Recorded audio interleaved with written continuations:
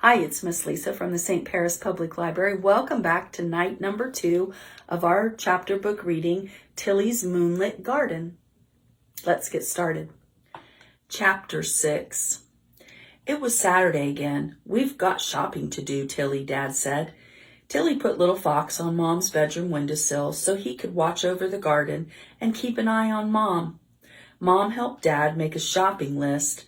Dad wrote it all down so he wouldn't forget anything or get the wrong things. Tilly didn't listen to their boring list. She had her own things to think about. The town was busy. It took ages to find a place to park the car.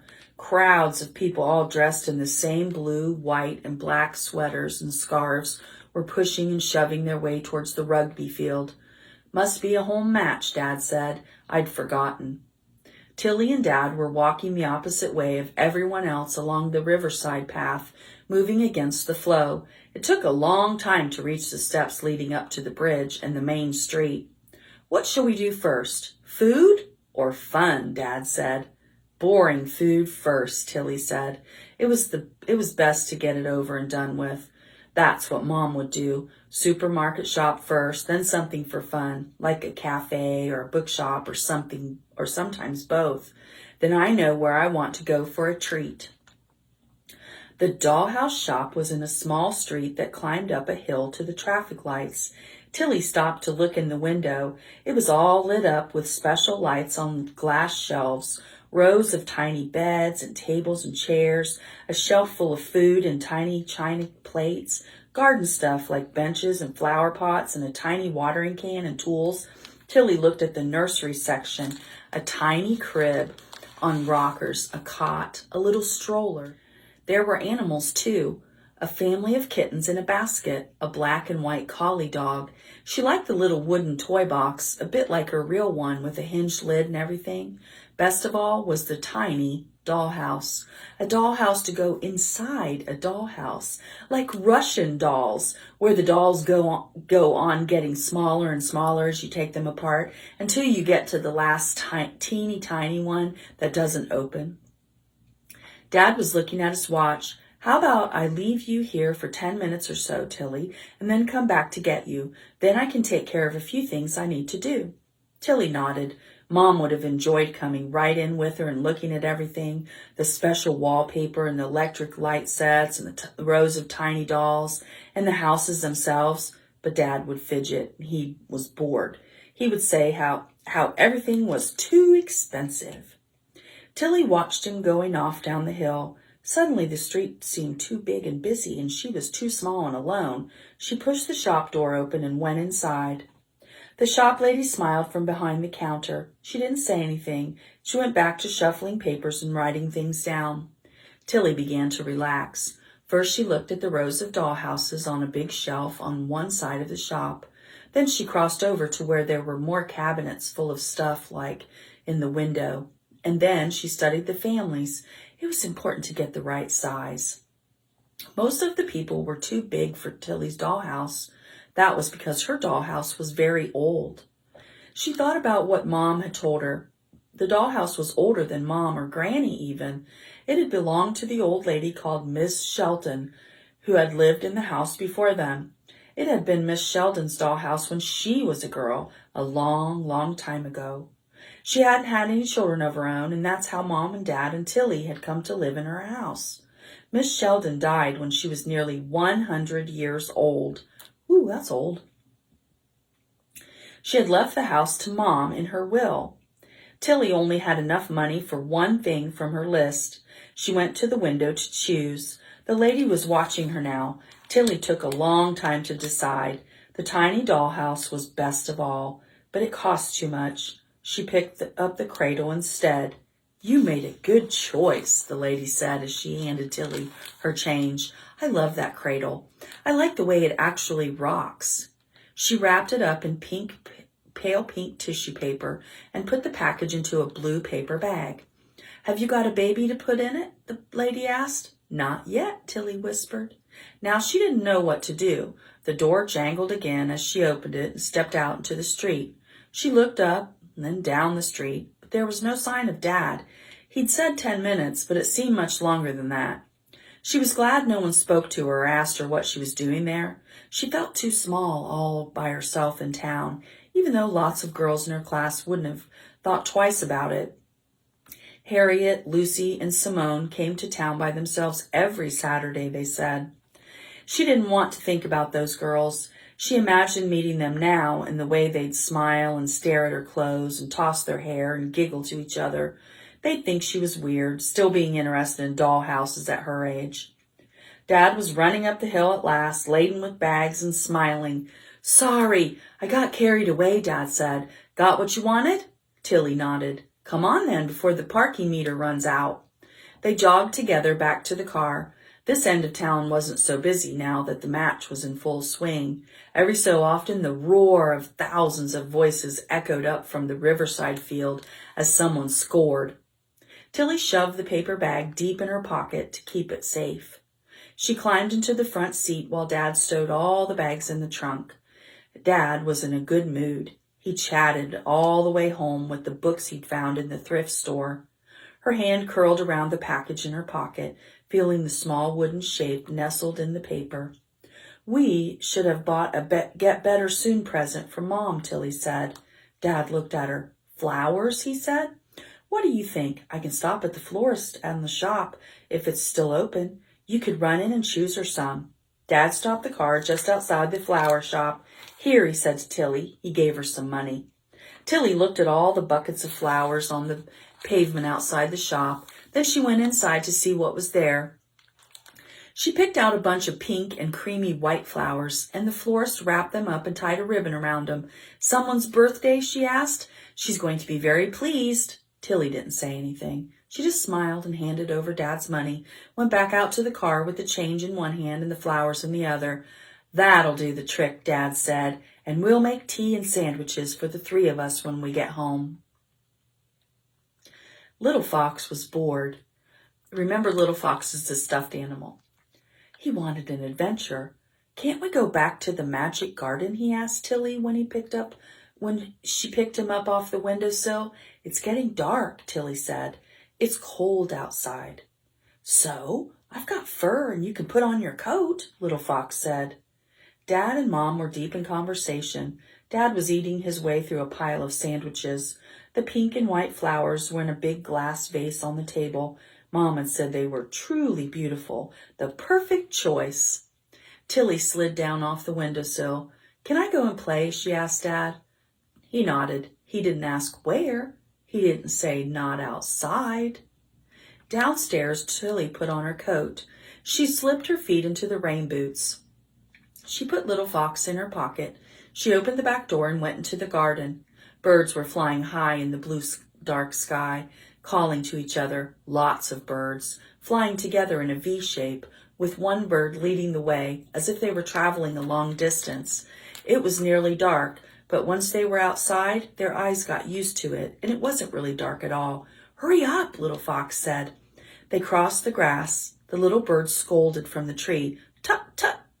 Tilly opened the gate, crossed the grassy path, and squeezed around the wooden door into the magic garden.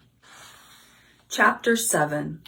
Tilly put Little Fox down on the ground at the foot of the big tree, where the trunk turned into twisting roots and dead leaves had piled up in between to make a soft sitting place. Tilly settled down to think. A blackbird flew over, calling out its warning cry.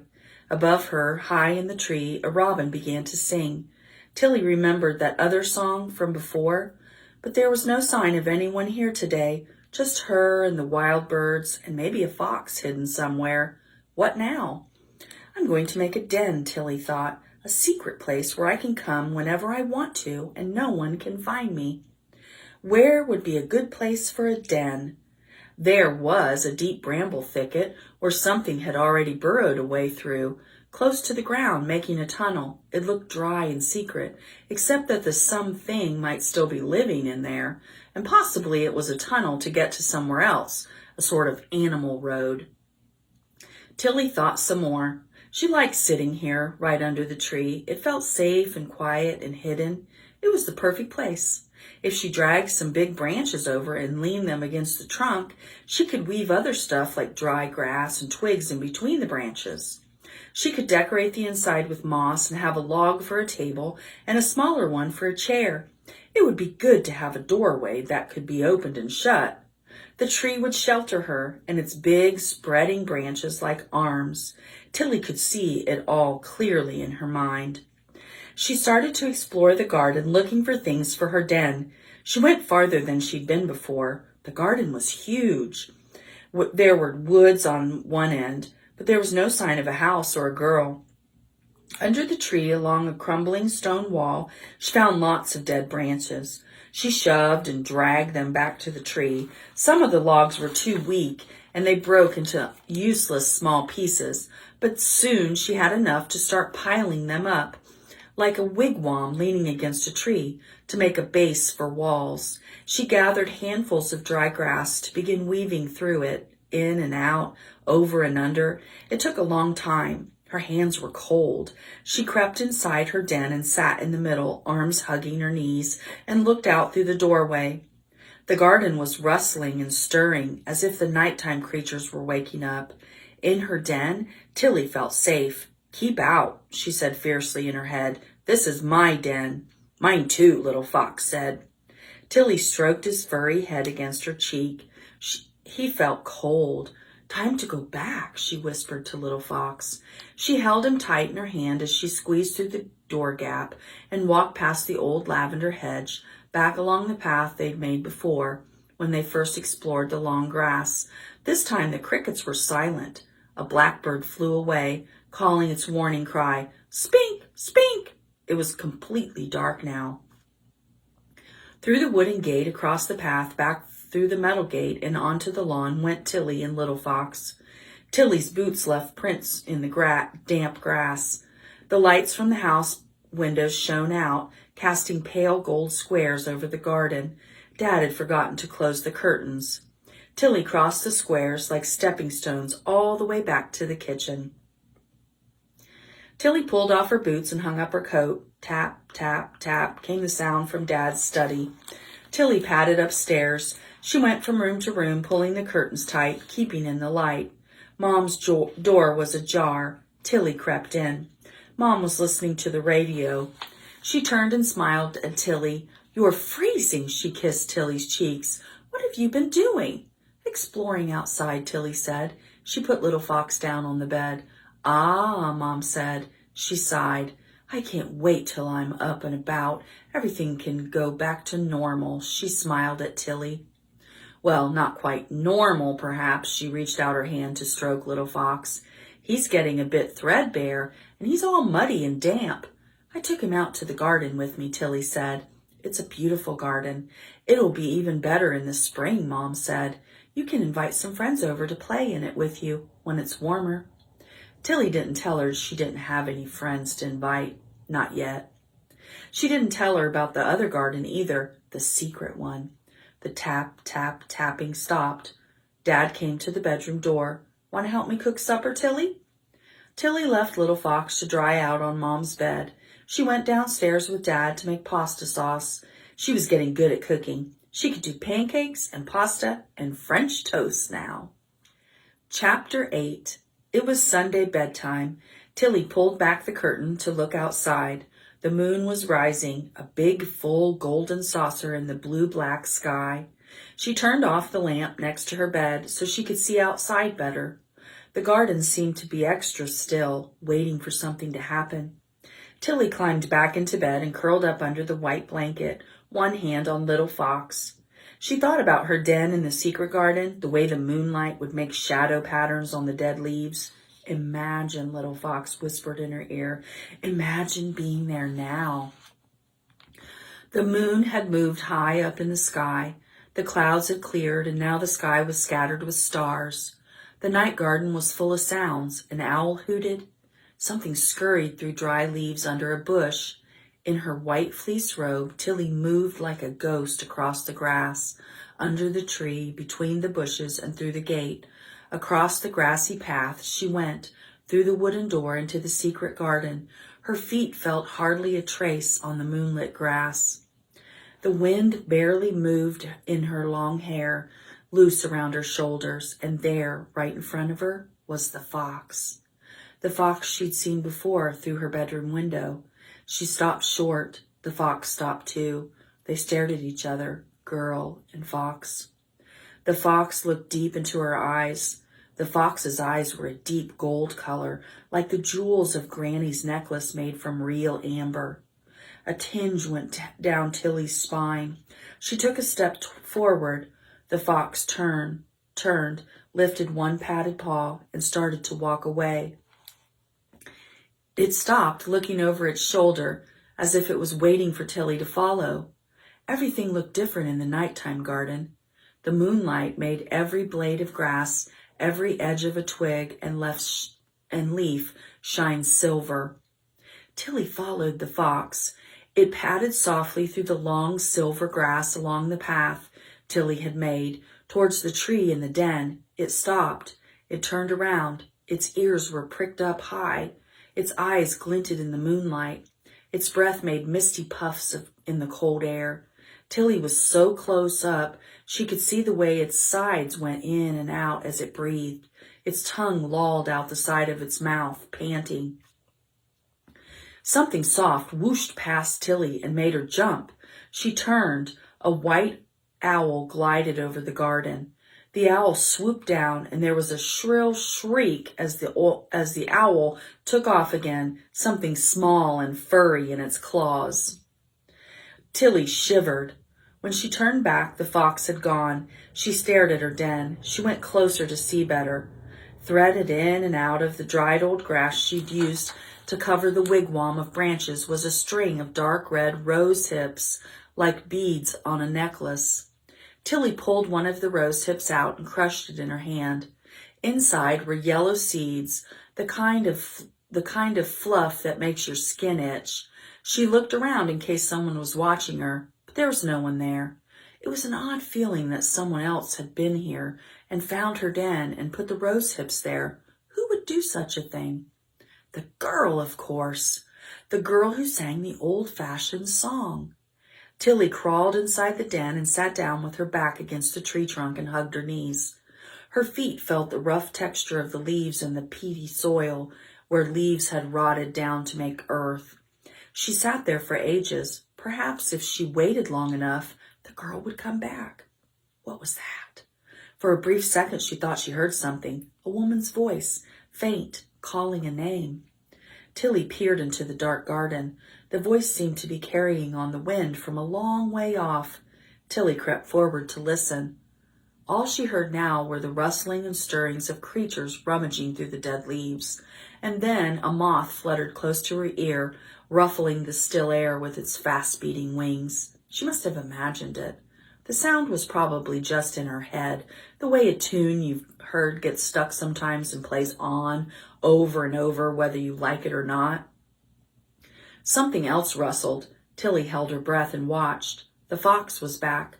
She could see him now, standing still, his dark red-brown fur tinged with silver, his breath making puffs of smoke on the frosty air. The fox turned, looked at her, and started walking slowly through the long grass. "Wait," Tilly said. "Where are you going?" She shivered, suddenly afraid. She was cold all over, cold to her very bones. Instantly, she knew she must get back inside the house. What was she thinking coming out here into the garden in the middle of the night, all alone in the cold, with bare feet and only a bathrobe? She started to run. Chapter 9. Tilly woke up. She was in her bed, snuggled under the white blanket. Her feet were toasty warm, just the tip of her nose very cold. The bedroom was already light. She reached across for the little alarm clock on the bedside table. Not quite time to get up, but it was Monday, and that meant it was a school morning. She thought. The thoughts brought with it the feelings in her belly that came every school morning these days, like eels squirming around. Automatically, her hand reached out for Little Fox for comfort, but he wasn't under her pillow or tucked under the blanket next to her as usual. Perhaps he'd fallen out of bed. Tilly looked down. She felt around with her hand under the bed, but he wasn't there either.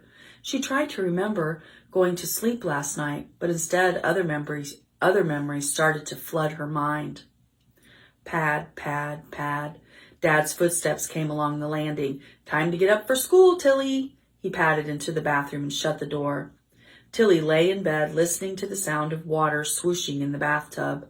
The bedroom radiator clunked and clinked as water gurgled along the pipes. Even if she waited longer, it would still be cold in the bedroom. It never warmed up properly. She climbed out of bed. She touched her dressing gown, hanging neatly on the back of the door. Was that a tiny yellow seed caught on a thread on the sleeve? Tilly slowly got dressed in her school clothes. She went to see if Mom was awake. The door was slightly ajar. Tilly peeped around. Mom was lying on her side, eyes shut, breathing deeply. Tilly watched for a moment, the mound of Mom's body under the white blanket, the way it moved slightly up and down in time with her steady breathing. A strand of Mom's hair had escaped and lay on the pillow in a dark curl, like a question mark. "Go and wash your hands and face, Tilly." Dad touched her head lightly as he came past her into the bedroom. He smelled of toothpaste. "Then come downstairs for breakfast. Let Mom sleep a little longer." Mom didn't do anything but sleep, it seemed to Tilly. How much sleep could one person possibly need? And why wasn't she getting any better? Instead, she just seemed to be getting worse. In the kitchen, Tilly nibbled a corner of toast and honey. Dad was in a rush, making her sandwiches for lunch, brushing her school shoes, making coffee for himself. Tilly swung her legs while she thought about Mom, back and forth. "She's never going to get better, is she?" Tilly whispered, but so softly that Dad didn't hear her. "Coat, bags, books," Dad said. "Got everything? Time to go." Tilly slid off the stool and went to get her coat from the hook on the hall. She picked up her bag and put it in her lunchbox. Dad opened the front door, and a swirl of wind whipped a trail of dry, dead leaves into the house. "Hold tight," Dad said. "We're going to get blown all the way to school today." They set off, Tilly half running, half skipping to keep up with his big strides. Dad left her at the playground gate. It looked like such a long way to the classroom door, like crossing acres of wasteland with all sorts of dangers to get past. Harriet, Simone, and Lucy were standing in a huddle near the jungle gym. They stopped talking to watch her run past. She kept on running until she was at the classroom door and nearly bumped into the teacher. "Hold on, Tilly," Mrs. Almond said. "Don't worry, you're not late. The bell hasn't rung yet." Tilly hung up her coat and put her lunchbox on the cart. The classroom felt warm compared to outside. She walked over to the reading corner to choose a book to read. She searched the shelves and even through the box on the floor, which had the books too big to fit on the shelves. She found a book with a picture of a fox on the cover, but the inside looked boring, just a list of facts. "Are you looking for something in particular?" Mrs. Almond asked Tilly. Tilly shook her head. She took a book called Arctic Spring and sat on the beanbag, slowly turning the pages. The pictures were beautiful. There was one page with an Arctic fox whose fur changed from brown to gray to snowy white when winter came. After attendance, Mrs. Almond told the class about a visitor who was coming to school after break. "She's a writer," Mrs. Almond said, "like Tilly's father, only she writes children's books." Mrs. Almond smiled at Tilly. Tilly saw the way Lucy looked at Harriet. Harriet whispered something to Simone. The eels in Tilly's stomach squirmed some more. She felt sick. She closed her eyes. For a moment, it cut out all the sounds, too. It was just Tilly, all by herself in the dark. And then she saw something else, just a movement to begin with, and a shadow that became a shape. And the shape was an animal moving into view, a fox. The fox looked straight at Tilly and then trotted on, bold as anything. Tilly opened her eyes. The fox had gone, but the feeling inside her had changed, suddenly brave. She stared right back at Lucy, Harriet, and Simone. They stopped whispering. One by one, they each went back to reading their books. It was recess. Tilly dreaded going out onto the playground. She took a long time to put on her coat, lingering at the restroom on the way out. If only she still had Allie with her. They'd always been together at her old school. The 3 girls from her class were sitting together, huddled tightly on a bench under the tree, whispering and laughing. They watched her come out the door. Tilly took a deep breath, stood still, closed her eyes. She tried to imagine the fox. She waited. The fox nosed its way around the side of the building, past the trash cans and the caretaker's shed, and this time he was white as snow, like the Arctic fox in the picture. So she's imagining the fox in her mind when she gets scared or anxious, and that makes her feel brave. He bared his teeth, and she saw they were razor sharp.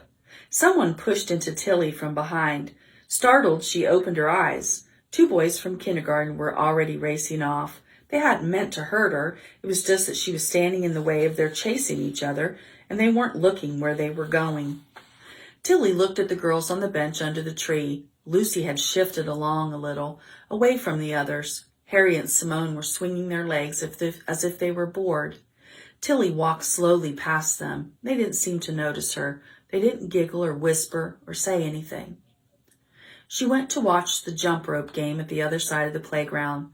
The custodian was holding one end of the rope, and Mrs. Almond turned the other. The rope swished down on the playground in a rhythm. A line of boys and girls took turns to jump. Mrs. Almond smiled at her. "Do you want to join in, Tilly?" Tilly shook her head. She was just fine watching now. She knew the rhythm they were chanting from her old school. The writer who came into the classroom after break had very short gray hair and big silver earrings. She looked like someone's granny until she laughed, and then she looked just like a little girl, Tilly thought. She read them a funny story about a girl, and then she said they could each make up their own story about anything they wanted, only Tilly couldn't think what to write. Then, when she closed her eyes for a second, the fox was there, watching her. It was a real red-brown fox this time, not the snowy Arctic one from the picture. Tilly didn't want to write about the fox. He was private and special, just for her. She didn't want to share him with anyone else. Tilly opened her eyes. Everyone seemed to be busy writing or drawing. She stared at her empty page. The writer lady smiled at Tilly. "It's the hardest thing, starting off, isn't it?" she said. "Just write any old words down on the blank page as you begin with, and after a while, the story will arrive. You just have to let it come, and when it's ready, like a shy animal." Tilly's story was so shy it wanted to stay hidden in the forest where no one could see it. She thought about a forest for a while. She imagined a little bird, a wren with a pointed up tail, hidden in the prickly tree. Then she imagined a cat. In her mind, the cat was fat and getting fatter. It was much too fat to catch the bird. All it wanted to do all day was sleep.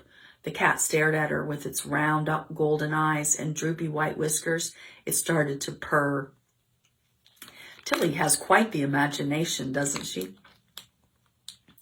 Mrs. Almond let them continue writing their stories after lunch, and they drew pictures to go with the words until it was time to go home. Dad was waiting for her on the playground, on his own, away from the crowd of moms who were mostly all talking and laughing together. Tilly walked slowly across to Dad. "Did you have a nice day?" he asked. "We wrote stories," Tilly said, "and Mrs. Almond let us carry on for a whole afternoon." "Sounds like my favorite sort of day," Dad said. "Do you want to tell me about your story?" "Not yet," Tilly said, "only that it's about a cat, a very fat cat."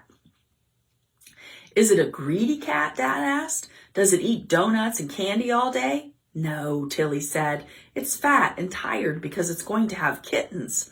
"Ah," Dad said. He didn't ask any more questions. "How's Mom?" Tilly said as they walked along the pavement. "Very tired," Dad said. The worried frown came back on his face. Tilly was quiet after that, all the way home. Chapter 10. Tilly was looking for little Fox. She couldn't find him anywhere. She crept into Mom's room so as not to disturb her and searched on the bed. She checked behind the curtains in case he was on the windowsill. Mom stayed fast asleep, propped up against the pillows, even when Tilly stood right up close. The stray strand of dark hair curled across the pillow, and Tilly smoothed it back, and still Mom slept on. Tilly went along the hallway to her own room for another look under her bed. There was lots of fluff and a dried-up roly-poly, but no little Fox. He wasn't in the kitchen. She even looked in the room where Dad wrote his books, although why Little Fox would be in there she couldn't imagine. The table was piled high with pieces of paper. Dad's computer perched precariously on one side. Transparent plastic boxes full of typed pages from his old manuscript covered most of the carpet. All around the walls were shelves of books, going from the floor right to the ceiling. Some of them, Tilly knew, were old books left behind in the house, like the furniture and pictures and the dollhouse. Dad had been very excited when he found them. They had dusty old covers. Some even had black and white drawings inside, even though they were books for grown-ups. And why shouldn't grown-ups have stories with pictures? She found a stack of old pictures leaned against one of the shelves, framed photographs of people they didn't know. There was one of a girl with long hair, in a button-up coat, holding something in her lap. Tilly peered at the grainy old photo a bit closer. A kitten, perhaps, or a small puppy? The girl stared back at Tilly, a sort of half-smile on her lips. Perhaps it was the old lady who had lived here when she was 10 or 11, Tilly thought. It was nice to think she might have looked like this once. Tilly put the picture back with the others. There was no sign of Little Fox anywhere. She gave up the search. Tilly went into her bedroom and knelt down in front of the dollhouse. The father doll was sitting in the armchair near the fire. She moved the mother doll and put her in the other chair and put the little doll downstairs in her room. Tilly had already made a pink cover for the bed to match the roses on the wallpaper. She was going to make lots more things. She remembered suddenly the little wooden cradle she had bought at the dollhouse shop. She'd forgotten all about it. She ran along the moss-green strip of carpet and down the stairs to the hall, where her coat was hanging on a peg. She checked the pockets. The paper bag from the shop was there, but the cradle wasn't. It must have fallen out when she'd been playing outside. Tilly put on her coat and went to fetch her boots from the kitchen. She yanked the back door behind her. It was freezing outside. She pulled her hood up. Tilly retraced her steps around the garden, trying to remember exactly where she walked last time. She played out there. Perhaps Little Fox would be in the same place as the wooden cradle. But she didn't find either. She looked back at the house, at the closed doors and blank windows. Dad was busy with something, not looking out the window, so he wouldn't be able to see her. Tilly ran between the two silver bushes and opened the gate, pulled it shut behind her, ran across the grass lane to the wooden gate, and squeezed into the magic garden. It was getting dark, dusk. Tilly loved that word, and the other one, twilight. She trod carefully through the tall grass, then along past the lavender hedge and the bramble patch, towards the oak tree. Her heart pattered against her ribs suddenly. There was her den, waiting for her. But what would she find this time? It all looked different in the evening light, but the rose hips were still there, faded and a bit dried, woven into the grass. She hadn't imagined it then, and there was more. Someone had definitely been here. She looked over her shoulder quickly to check again if she was being watched. In front of her, laid carefully on the ground, a spiral of white stones wound around into the den, a bit like a maze. Tilly crouched down to peer closer. The stones were all different sizes, pieces of gray-white flint, that someone had arranged them on purpose so that the stones got smaller as they went farther in. She wiggled through the narrow gap between the lattice of branches following the stones. Where the stone trail ended in the middle of the den, perched on the log table, was the little dollhouse cradle. So someone had found that cradle that she dropped and put it back into her little den that she had built. Tilly turned around quickly to see if the girl was there, watching her, because it must be the singing girl who had found the cradle and left it for her. Like that, wasn't it? And she must have made the stone spiral to show her where to look, guiding her. But no one was here now. She picked up the cradle. It nestled small and cold on her palm. It wasn't broken or even muddy from the ground. She slipped it carefully into her pocket, well tucked in. "Thank you," she said in her head to the girl, or whoever it was who had found it for her. And then she thought, I should leave something here to say thank you properly. She rummaged in her pockets. Right at the bottom of one, covered in fluff, she found an old hairpin in the shape of a butterfly. She could leave that. It wasn't much. It was a bit old and rusty on the edges, but it was still pretty. Tilly settled back down, her back against the tree trunk, peering out through the gap into the night garden. A twig snapped. Something rustled in the bramble patch. Was she going to see the girl at last? Tilly sat very still and waited. Her eyes adjusted to the half-light. Like an animal, she thought, I'm just like one of the other creatures living in the wild garden. Outside, the dark shadows solidified and became an actual animal. The fox was less than 3 feet away, his head dipped down, nose sniffing the ground, where her boots had flattened the grass as she crawled into the den. Could he smell her? Almost immediately, the fox slipped back into the shadowy undergrowth. She had been that close to him this time. Her own real, wild fox. Close enough for her to see how thin he was, to make out the line of his bony rib cage and notice his moth-eaten, scraggly tail. The fox looked hungry and even ill, perhaps. In the far distance, Tilly heard a voice calling her name. The fox must have heard it too. That's why he'd disappeared again so soon. Dad was calling her. Quickly, she crawled out of the den and picked her way back through the grass, around the gate, back to their regular garden before he could discover where she'd really been hiding. She ran across the lawn to the back door. There you are, Dad ruffled her hair. What are you doing out here in the dark? I thought the night garden had swallowed you up. I was looking for Little Fox, Tilly said. He's lost. He's probably in the house somewhere, Dad said. We'll look together later. Back in the warm kitchen, he helped Tilly tug off her boots. We're going to need new ones soon, Dad said. You're growing up fast, Till. Tilly put her arms around his middle. His woolly sweater was warm and scratchy against her face. Now supper, Dad said. Pasta again or French toast? Pancakes, Tilly said. Tilly fetched the little cradle from her coat pocket and took it upstairs to her room. She opened the front of the dollhouse. She couldn't decide where to put it. She tried it in the Mom and Dad's room, and then next to the single bed on the little girl's bedroom, and then downstairs. It didn't seem to fit anywhere. In the end, she left it in the attic room under the eaves by itself. She touched it with her fingertips to set it rocking. Outside, the fox called its strange, harsh cry into the night. All night, Tilly twisted and turned in her bed, worrying even in her dreams. In her sleep, she reached out her hand for the comforting softness of Little Fox, but her hand stayed empty.